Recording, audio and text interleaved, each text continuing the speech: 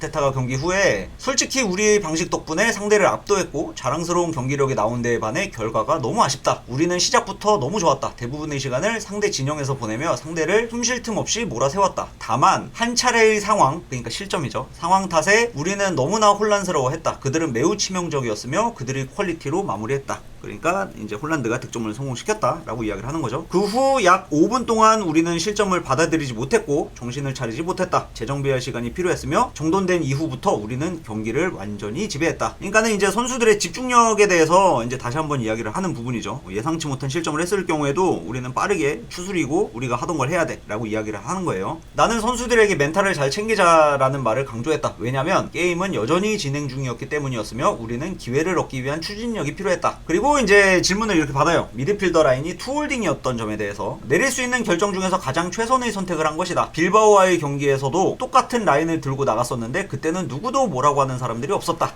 근데 개인적인 생각으로는 그때도 있었던 것 같기는 해요. 리버풀전 때도 비슷한 이야기를 하는 사람들도 있기는 했었고 그 메리노에 대해서 이제 언급하는 사람들도 굉장히 많았고요. 에제의 교체 투입은 미드필더 조합의 미스라고 인정한 교체 아니었냐? 라고 이제 질문을 받게 돼요. 아니 차라리 에제를 이렇게 빠르게 투입을 시킬 거였으면은 처음부터 시키지. 이거 경기 잘 안 풀리니까 생각대로 안 되니까 메리노가 생각대로 잘 못하니까 에제를 빠르게 투입시킨 거 아니냐, 그럼 너의 전술적 미스 아니냐 라고 이제 꼬집는 질문을 받았어요. 이러니까 아르테타는 이렇게 대답을 합니다. 사람들은 말을 참 쉽게 하지만 당연히 그건 아니다. 우리는 명확하게 우리가 무엇을 하고 싶었는지를 보여줬다고 생각한다. 우리는 경기를 잘 치렀다 라고 이야기를 하면서 나갑니다. 이거는 그 어제도 말씀드렸다시피 아르테타는 좀 약간 언론을 대할 때 약간 소극적인 방식으로 이제 임한다고 해요. 그러니까 말을 막 그렇게 많이 안 해준대. 이러다 보니까는 또 오해들도 많이 생기는 게 아닌가 하는 이런 생각도 좀 들고요. 로이키는 이제 아르테타가 준비한 방식에 대해서 이렇게 이야기를 합니다. 아르테타는 도박을 하지 않는다 라고 이야기를 해요. 클로프나 퍼거스는 그들은 상대를 기다리거나 움츠러들지 않고 오로지 이기는 것에만 관심이 있던 전형적인 갬블러들이었다. 그 도박으로 인하여 그들은 성공을 거뒀으나 아르테타는 그들과는 정반대의 성향을 지닌 인물이다. 이건 14경기에서 무승부를 기록한 지난 시즌의 결과물이 설명을 해준다 라고 이야기를 합니다. 그러니까 이게 지난 시즌에 4패밖에 기록하지 못했는데 승점이 70점대예요. 사실 좀 약간 말이 안 되는, 이해하기 힘든 승점이기도 하긴 하거든요, 냉정하게 바라봤을 때. 근데 이거는 이제 그 적극적이지 않고, 그러니까 대응하는 방식으로 경기에 임하기 때문에 너네가 승리를 취할 수 있는 경기였음에도 불구하고 무승부를 거두게 되는 거야 라는 식으로 이제 이야기를 하는 거죠. 이번 경기에서도 마찬가지로 동점골을 위한 대응을 했다. 리버풀과의 경기에서도 그랬듯이 그들은 항상 대응을 위한 공격을 한다. 계산된 도박을 한다라는 뜻이다. 아르테타는 리버풀, 맨시티와 함께 치열한 우승 경쟁을 하고 있음에도 항상 오늘은 절대 지지 말자 라는 생각을 하고 있는 듯하다. 아이러니한 것은 결국 그들이 성공시킨 득점은 도박에서 비롯된 보상이었다는 점이다 라고 이야기를 합니다. 그렇죠. 이게 마지막에 마르티넬리가 성공시킨 득점은 도박에 가까운 수였죠. 그리고 마르티넬리의 기량에 오롯이 의존한 득점이기도 했고요. 물론 이게 패턴이었다라고 볼 수도 있는 부분이지만은 결국에는 이 필승 패턴을 한 가지를 준비해 왔다라는 거잖아요. 도박을 걸었다라는 거잖아요. 이게 되든 안 되든 이 한 턴을 소모함으로 인해서 이거를 득점으로 이제 전환시킬 수 있는지 없는지에 대한,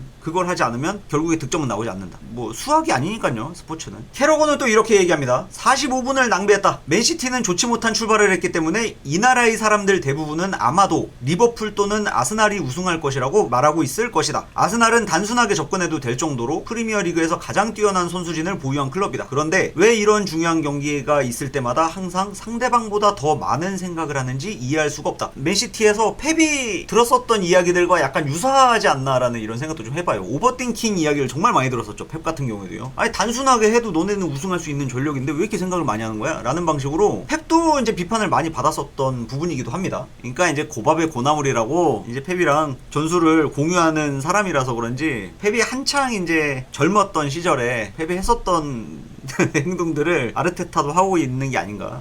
지금 펩은 사실 굉장히 유들유들해졌는데 나이를 먹어서 그런지 그 부분에 대해서 이야기를 꼬집는 것 같아요. 왜 이렇게 생각을 많이 하는지에 대해서. 근데 여기서 되게 재밌는 이야기를 해요. 캐러거가 내가 리버풀의 선수이던 시절에 우리 선수진도 지금의 아스날처럼 매우 좋았다. 하지만 당시의 우리 감독, 그러니까 베니테즈죠. 우리 감독도 지금의 아르테타와 동일한 방식을 선호하여 우리 앞길을 막고 있는 듯한 기분을 받게 만들었다라고 하면서 뜬금없이 베니테즈를 저격합니다. 야, 이거 결국에는 아르테타도 내가 선수 시절에 베니테즈랑 너 똑같은 짓거리 하고 있는 거야 라고 이야기를 하고 있어요. 근데 이거는 암만 그래도 본인이 선수 시절에 감독이었던 사람을 이런 방식으로 직접적으로 비판해도 되나 하는 이런 생각이 약간 좀 들기는 합니다. 베니테즈를 약간 싫어했었다, 그런 분위기가 있었다라는 거죠. 그리고 아스날도 그런 분위기가 생겨날지 모른다, 본인의 경험을 빗대서 이야기를 하고 있는 거고요. 아니 사실 맨시티 같은 경우에도 초반에 2패를 했잖아요. 그 자주 말씀드리는 포인트이긴 하지만은 리그에서 우승하려면 4패 이상 하면 안 돼요. 5패에서 우승한 적이 있는데 그때 당시에는 리버풀이 좋은 성적을 거두지 못한 상황이었기 때문에 맨시티가 다행히도 우승을 거둔 것이다 라고 이제 이야기를 할 수 있는 부분이거든요. 그런데 맨시티는 지금 벌써 2패를 했습니다. 상황이 사실 더 안 좋지 지금 펩은요. 그럼에도 불구하고 지금 모든 언론의 관심은 아스날에 가 있습니다, 이번 경기에서. 이게 우승 경쟁에서 한 반보 정도 이렇게 떨어진 팀의 이 소외감이 이런 거구나라는 이런 생각을 조금 해볼 수가 있게 되는 부분인 것 같아요.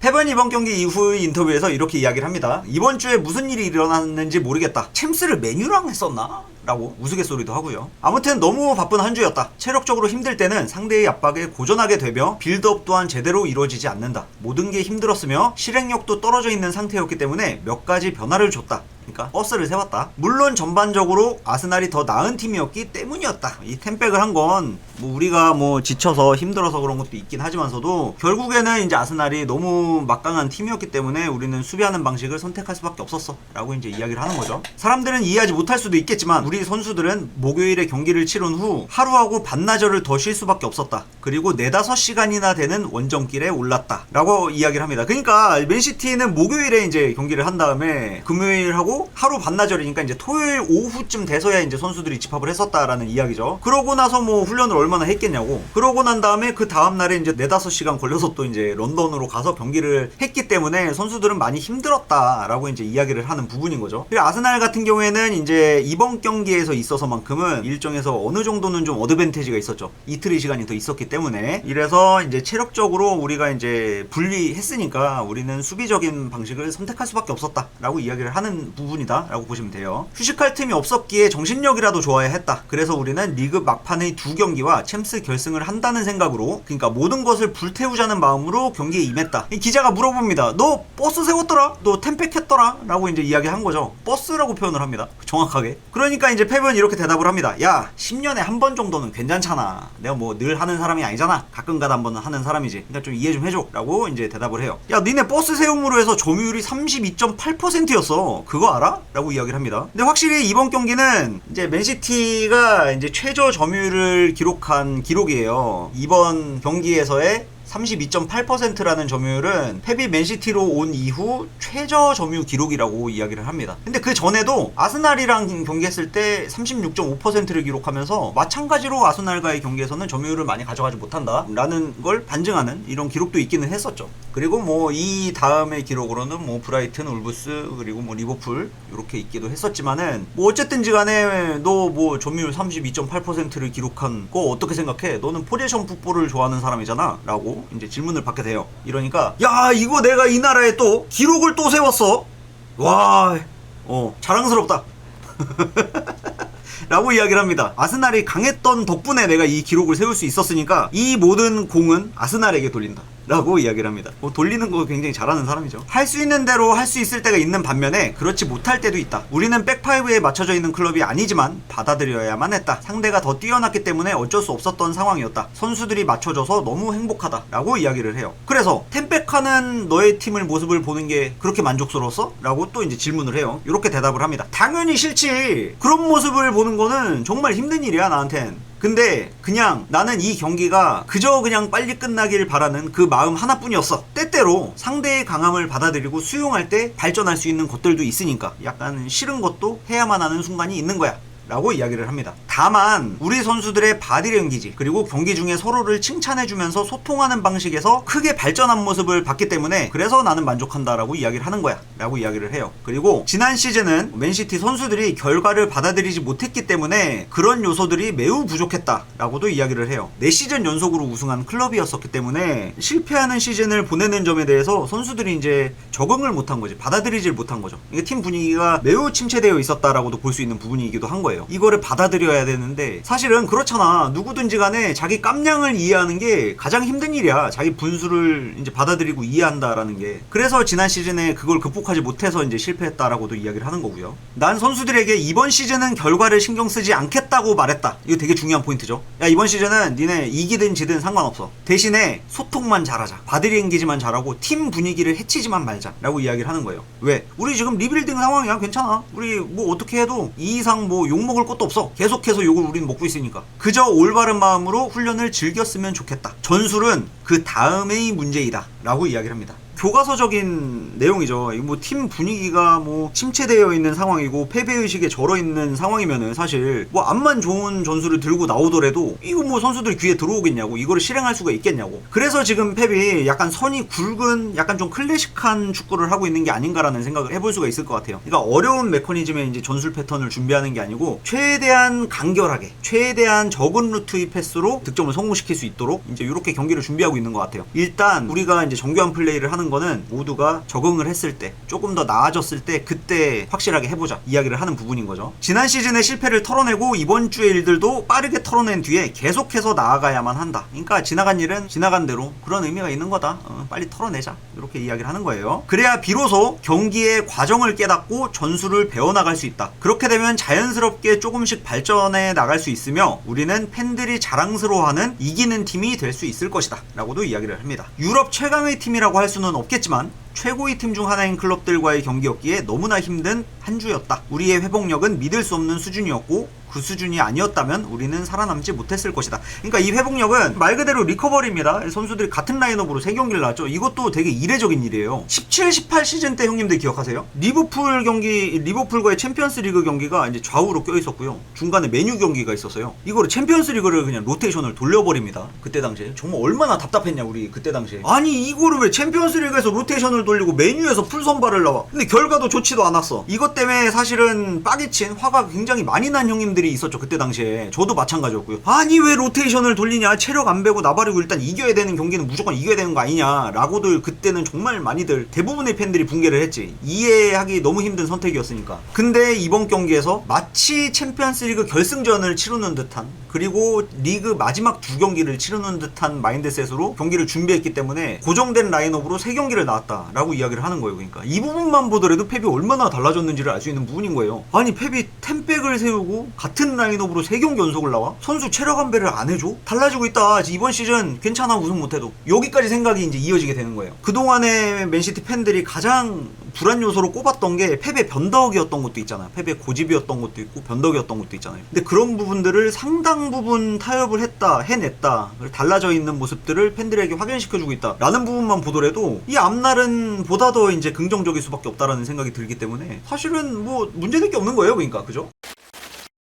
자, 이 경기를 가리켜서 로이키는 또 이렇게 이야기를 합니다. 높은 지점에서의 압박을 효율적으로 하지 못하면 득점을 성공시키는 것이 매우 어려워지며, 그러니까 그 대형이 흐트러지기 때문에 빌드업 또한 효과적으로 할 수 없게 된다 라고 이야기를 합니다. 그러니까 이게 홀란드가 암만 전방 압박을 성공시키면 뭐하냐, 간격 다 벌어져 있고 이거 득점으로 성공시키지도 못하는데, 이럴 거면 팀 단위로 조직적으로 움직이거나 아니면은 하이프레스를 하지 말거나 템백을 할 거였으면은, 그러니까 템백을 할 줄 모르니까 니네가 이렇게 체력적인 소모를 이렇게 많이 한 거야. 무식하게 많이 뛴 거야. 모르니까 라고 이야기를 하는 거예요. 물론 강한 마음으로 경기에 임해야 하지만 부상자도 너무 많았으며 특히 같은 선수들을 연속해서 출장시킨 탓에 선수들의 피로도가 너무 심했다. 펩은 일정에 대해 불평하는 모양새였지만 지금은 9월밖에 되지 않았으며 3경기 중에 2경기가 홈이었다. 그러니까 나약한 소리 하지 마라 라고 이야기하는 거예요. 충분히 너네가 체력 안배를 할 수 있었어. 같은 라인업으로 나왔더라도 전술적으로 조금 더 소극적인 움직임을 가져갔었더라면, 전방 압박을 하지 않았었더라면, 니네가 어차피 템백을 할 거였으면은 이렇게 했었으면은 차라리 선수들이 덜 지쳤을 거 아니냐. 그럼 마지막 경기도 후선호프나 뭐 홀란드 같은 선수들이, 교체돼서 나간 선수들이 풀타임을 뛰지 않았을 거냐 라는 식으로 이제 이야기를 하는 거예요. 그러니까는 뭐 어떻게 보면 또 맞는 이야기 같기도 하고, 이 사람 또 하나만 알고 둘은 모르네 라는 이런 생각도 좀 들고요. 있고요. 어쨌든지 간에 선수들이 많이 뛴 건 있죠. 노력을 많이 해준 것도 있고요. 유나이티드전은 꽤나 편안한 분위기에서 진행되었으며 나폴리는 20분 만에 선수가 퇴장을 당하며 경기가 쉬워졌다. 누가 보면 러시아나 폴란드 정도 먼 거리 원정을 갔다 온 줄 알겠다. 나약한 소리 하지 마라. 일주일에 두세 경기를 뛰어도 괜찮을 정도의 강인함을 갖추는 것은 당연한 일이다. 내 생각에 다른 감독들은 펩의 그런 이야기를 들었을 때 야, 저렇게 좋은 선수들을 갖추고 그런 이야기를 한단 말이야. 와, 맙소사 지저스